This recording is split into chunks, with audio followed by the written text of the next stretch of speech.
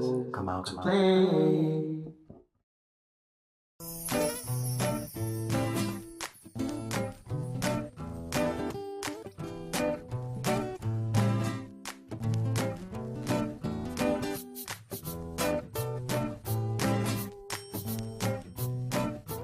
Hey guys, I'm Nadia. For those of you that don't know me, with Way to Wellness, I'm a certified wellness coach. And for those of you who do follow my blog or follow me on Instagram or Facebook, know that I'm constantly posting about nutrition and fitness. So today I'm here with Dennis Febo. Do you want to talk about yourself, introduce yourself? Hello, my name is Dennis Febo. I am the founder and CEO of Guazabara Insights, an educational services provider aimed at raising social consciousness and uplifting community. Basically, I'm a speaker and educator that deals with topics of learning more about your mind, your body, and your spirit. That last word was key because I know that you guys must be tired of all the fitness posts, the nutrition posts, even though it's good for you, and I'm going to keep doing that. So don't think otherwise. But today I wanted to talk a little bit about the spiritual side and how that can also affect maybe why we don't embark on healthy living. Sometimes there could be something a little bit deeper rooted as to why you don't feel so good maybe about yourself, or you don't feel so good about your relationship with food, or maybe your relationship with people, or your relationship most importantly with yourself. I know we always talk amongst ourselves, and sometimes we have these really deep rooted conversations. So why not provide that to you guys? Because I feel like so many of us can use that. And I know we were talking about how sometimes we can get lost in the roles that we play. And that's what I wanted to talk about today, because I think maybe part of the reason that we might lose ourselves is because of the everyday hustle and bustle. If you're a parent, if you're in a relationship, you're playing the role as the girlfriend or the boyfriend, or you're playing the role as the mom or the dad or the daughter. Sometimes, or the son. Sometimes your parents can, sometimes they need a lot from you, and so you're giving of yourself in that way. But today we just really want to talk about how important it is to just not lose yourself and allow those roles to define who you are.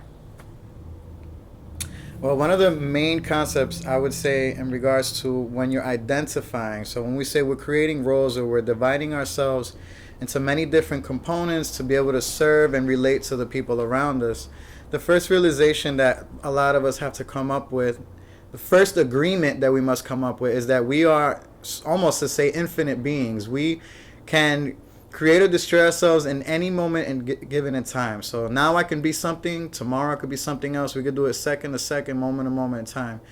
Having the realization that you are beyond anything that you define yourself as. You are infinite. And that is a strong, powerful realization. From there, gives you the power and the space to say, I can create myself however I want to be. One of the other important things is doing so without judging or having to justify that creation of yourself.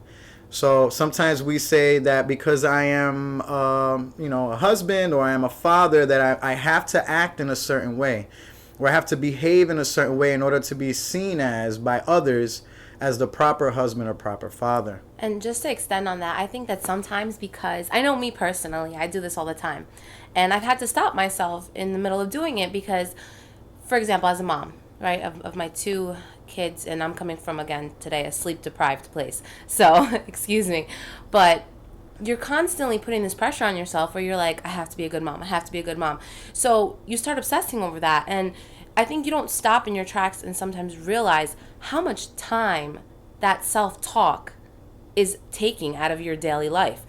You don't realize how much time you're spending just telling yourself, I need to be a good mom. And everything is starting to center around that. And you start losing maybe some of the powerful characteristics you have that make you a great mom, or that make you, great in your career or great in your relationship, because you start obsessing over what. And again, you know what, too? I feel like it's not our fault, because whether it's the media or all these other outlets, they're constantly putting out there for what we need to be like. Whether it's as a mom, whether it's as a girlfriend, what we need to look like.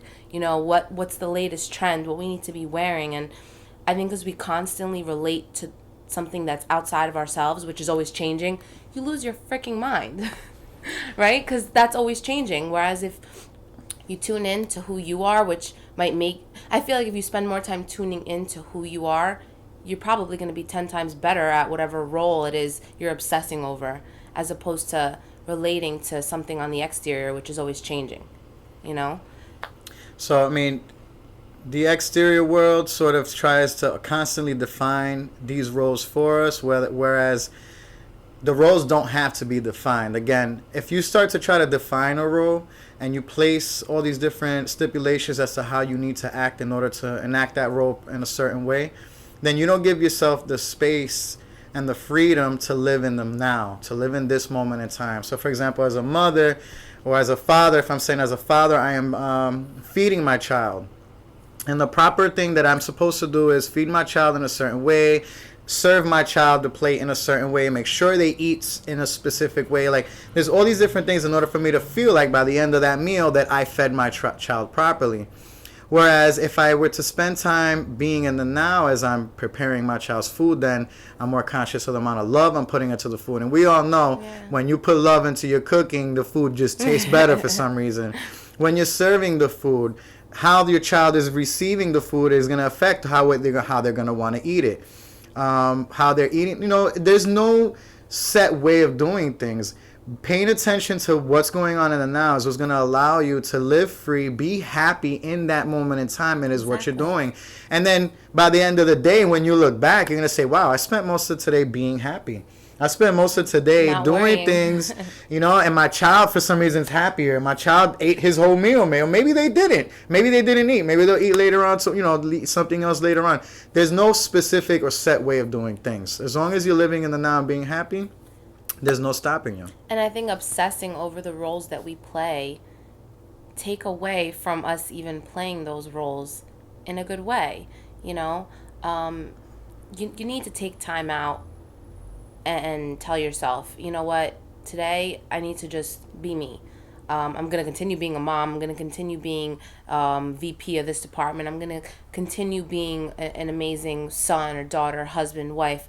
But today, I'm just going to maybe tap into my spirituality just a little bit. And when I say spirituality, I don't want it to be confused with religion, because I've had that come my way before, but I'm a religious person. Hey, if you're a religious person, then you know what? Tap into your religion today, because if that's where you find yourself, that's what really has to do with tapping into your spirit and uplifting your spirit and nurturing your spirit.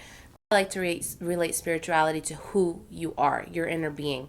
If you enjoy skiing, and that's where you feel, you're flaming that inner light, and you feel alive, and that's what you like to do, that's tapping into your spirituality. If you like to paint, that's where the artistic side of you is coming out, then paint. If you like to read.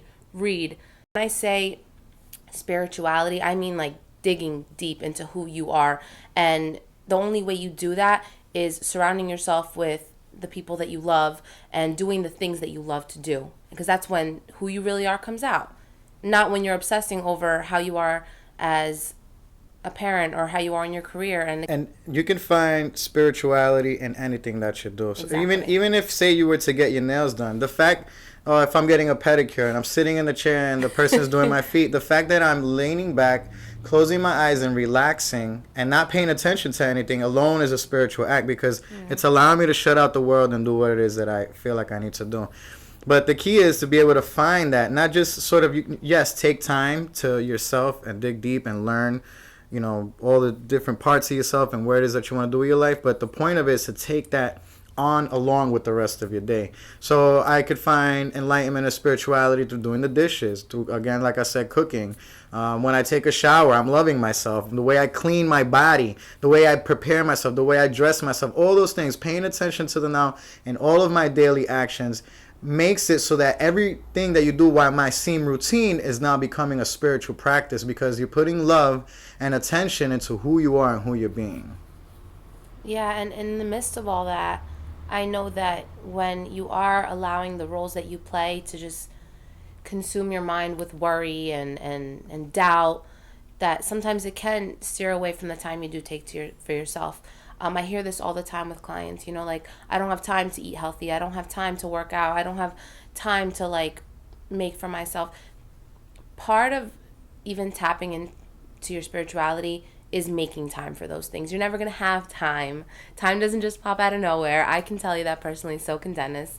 But change the conversation in your minds a little bit. You know, you have that power. And instead of saying to yourself all the time, I don't have time, I don't have time, position it like, where in my day can I make the time, you know, to just really do something that I enjoy, or to really just maybe sit down and write down these thoughts and go over them, and take some time to like assess yourself, you know, what is it that you spend so much time worrying about and why? I know it sometimes in our minds we maybe have a doubt this small, and the more we start emphasizing on it in our minds, we create it to become like this problem that we can't even solve or deal with.